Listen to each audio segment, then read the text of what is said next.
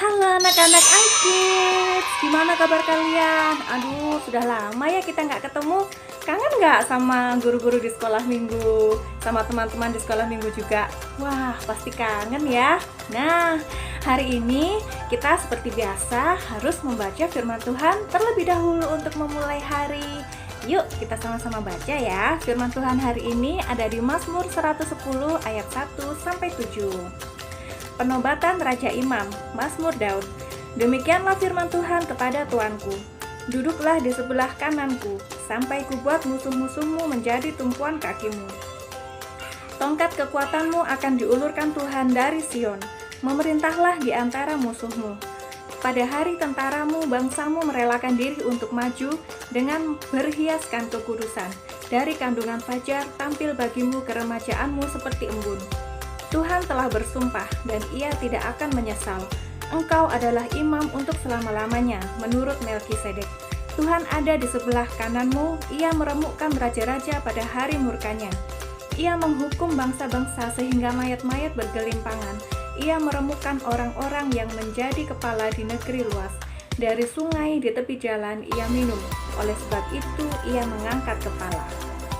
Kita lanjutkan ya dengan hikmat hari ini. Ada di Amsal 24 ayat 10 sampai 12. Jika engkau tawar hati pada masa kesesakan, kecillah kekuatanmu. Bebaskan mereka yang diangkut untuk dibunuh. Selamatkan orang-orang yang terhuyung-huyung menuju tempat pemancungan. Kalau engkau berkata, sungguh kami tidak tahu hal itu, apakah dia yang menguji hati tidak tahu yang sebenarnya? Apakah dia yang menjaga jiwamu untuk mengetahuinya dan membalas manusia menurut perbuatannya? Yuk kita cari tahu apa sih yang Tuhan mau untuk kita hari ini.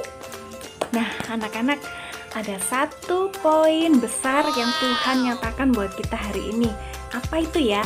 Di Amsal 24 ayat 10. Jika engkau tawar hati pada masa kesesakan, kecillah kekuatanmu. Ayo, anak-anak tahu nggak tawar hati itu apa? Tawar hati itu tidak semangat, tidak punya kemauan, hilang keberanian, kecewa, putus asa. Nah, siapa yang pernah seperti itu? Pasti ada yang pernah ya. Nah, itu semua adalah emosi yang wajar dirasakan oleh kita semua. Ya, tante rasa semua pasti pernah mengalami masa-masa tawar hati seperti itu ya anak-anak ya. Nah, kemudian gimana sih caranya supaya kita nggak tawar hati lagi? Kan Tuhan bilang supaya kita nggak boleh tawar hati ya. Nah, gimana kan anak caranya ya? Tuhan bilang ya, Yosua 1 ayat 9, kuatkan dan teguhkanlah hatimu, janganlah kecut dan tawar hati, sebab Tuhan Allahmu menyertai engkau kemanapun engkau pergi. Nah itu, Tuhan menyertai kita kemanapun kita pergi, apapun yang kita lakukan Tuhan menyertai kita. Kayaknya pasti menyenangkan banget ya kalau ada seseorang yang selalu setia, menyertai kita, mendukung kita apapun yang kita lakukan, begitu kan? Nah, tapi pada kenyataannya ada aja masalah-masalah, kesulitan-kesulitan yang kita alami yang kadang membuat kita down, membuat kita jatuh. Nah, Tante mau kasih beberapa contoh yang tidak boleh kita lakukan. Nah, yang tidak boleh kita lakukan saat kita mengalami kesulitan itu apa saja supaya kita tidak tawar hati. Ini ya, yang pertama yang tidak boleh kita lakukan adalah membenci diri sendiri. Nah ya, ada anak-anak yang kadang kalau ada kesulitan, ada masalah, kemudian dia membenci dirinya sendiri. Aduh, aku gak suka, kenapa sih aku terlahir seperti ini? Kenapa sih orang tuaku seperti itu? Sehingga aku harus mengalami kesulitan kayak gini, aku benci hidupku. Nah, ada ya kayak gitu ya. Nah, kemudian yang kedua, mengkritik diri sendiri. Ada juga anak-anak yang seperti itu. Kita semua ada yang seperti itu kadang ya. Aduh, aku memang gak bisa pelajaran matematika, aku emang gak pinter, aku emang bodoh. Duh, gimana aku memang kayak gini gitu ya. Nah, ada yang kayak gitu, jangan ditiru. Kemudian ada tipe anak yang ketiga, menyalahkan orang lain. Ya, nih gara-gara kamu aku jadi telat ke sekolah, gara-gara kamu ngajak aku nonton TV sampai malam. Nah, ada yang kayak gitu ya, menyalahkan orang lain atas kesulitan yang dialami. Nah, itu juga tidak boleh ya. Kemudian ada tipe yang keempat, yaitu menahan perasaan. Kemudian saat kita mengalami kesulitan, kita tahan-tahan tuh, kita nggak mau cerita, kita diem aja di kamar, mengurung diri, mengunci diri di kamar berhari-hari, nggak mau makan, nggak mau minum. Ada nggak yang kayak gitu? Ditanyain mama, kamu kenapa? Nggak apa-apa.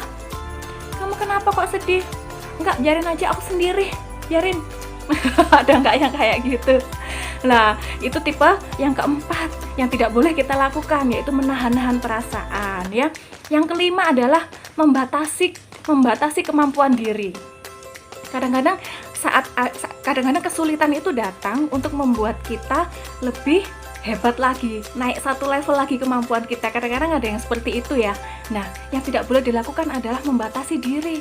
Enggak aku nggak mau ikut kursus-kursus seperti itu, aku pasti nggak bisa deh, sulit, nggak mau. Nah, jangan seperti itu ya anak-anak ya.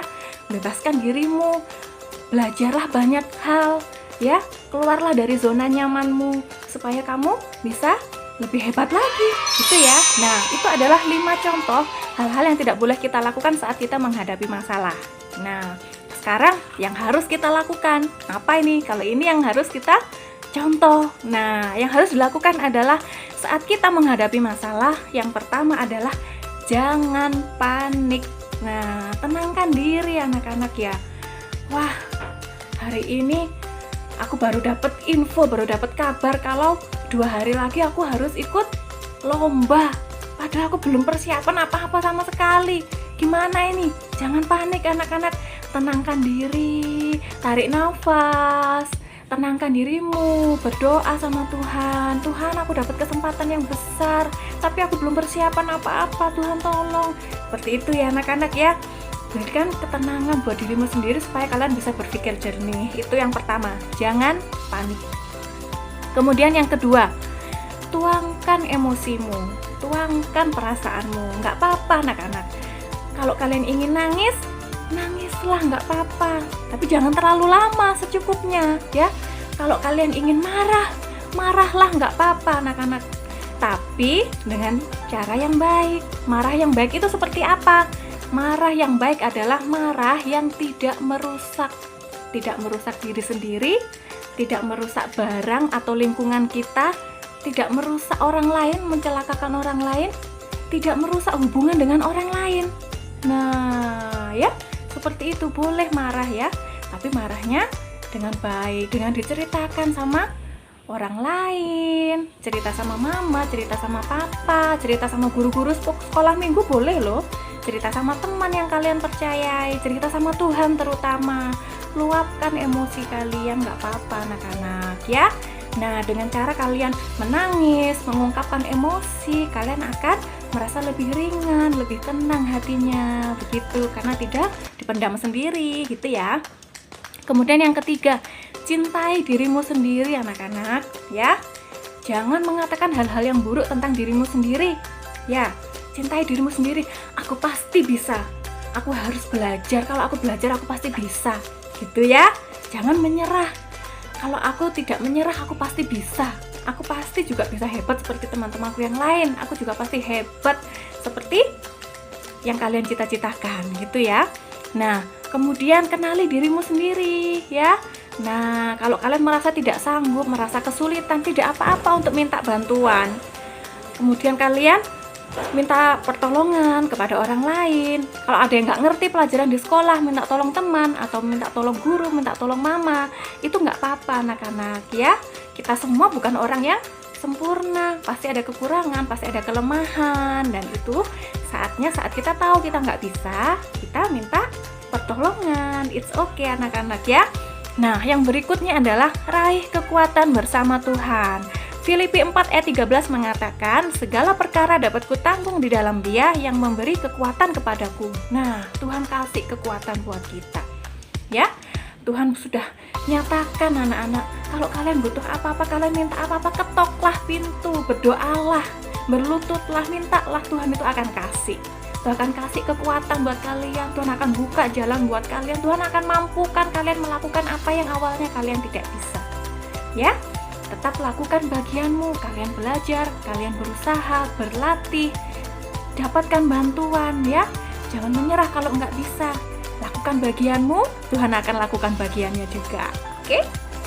Yang kelima, selesaikan masalah dan meraih kemenangan bersama Tuhan. Ada di Ulangan 20 ayat 4. Sebab Tuhan Allahmu dialah yang berjalan menyertai kamu untuk berperang bagi kamu, melawan musuhmu dengan maksud memberikan kemenangan kepadamu. Nah, di saat masalah kalian sudah sangat berat, kalian sudah merasa nggak bisa ngapa-ngapain lagi, minta tolong orang juga percuma, nggak ada yang bisa bantu, ya. Gimana anak-anak? Berdoalah sama Tuhan, minta tolong sama Tuhan, ya. Tuhan bisa loh mengubah kehidupan kalian. Tuhan bisa mengubah yang tadinya itu kesulitan, Tuhan buka jalan, kasih solusi buat kalian. Tuhan yang akan kasih itu buat kalian, ya. Anak-anak tidak boleh menyerah saat menghadapi kesulitan. Tuhan ada bersama dengan kalian, ya.